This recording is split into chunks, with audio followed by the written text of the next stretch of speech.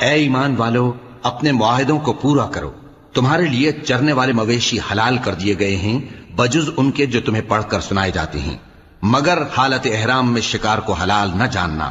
اللہ جیسا چاہتا ہے حکم دیتا ہے۔ مومنوں، اللہ کے نام کی چیزوں کی بے حرمتی نہ کرنا، اور نہ ادب کے مہینے کی، اور نہ قربانی کے جانوروں کی، اور نہ ان جانوروں کی جو اللہ کی نذر کر دیے گئے ہوں کہ جن کے گلوں میں پٹے پڑے ہوں، اور نہ ان لوگوں کی جو حرمت والے گھر یعنی بیت اللہ کو جا رہے ہوں اپنے پروردگار کے فضل اور اس کی خوشنودی کے طلبگار بنے ہوئے۔ اور جب احرام اتار دو تو پھر اختیار ہے کہ شکار کرو، اور کچھ لوگوں کی دشمنی اس وجہ سے کہ انہوں نے تم کو مسجد حرام سے روکا تھا تمہیں اس بات پر آمادہ نہ کر دے کہ تم زیادتی کرنے لگو۔ اور دیکھو، نیکی اور پرہیزگاری کے کاموں میں ایک دوسرے کی مدد کیا کرو، اور گناہ اور ظلم کی باتوں میں کسی کے ساتھ تعاون نہ کرو، اور اللہ سے ڈرتے رہو۔ کچھ شک نہیں کہ اللہ کا عذاب سخت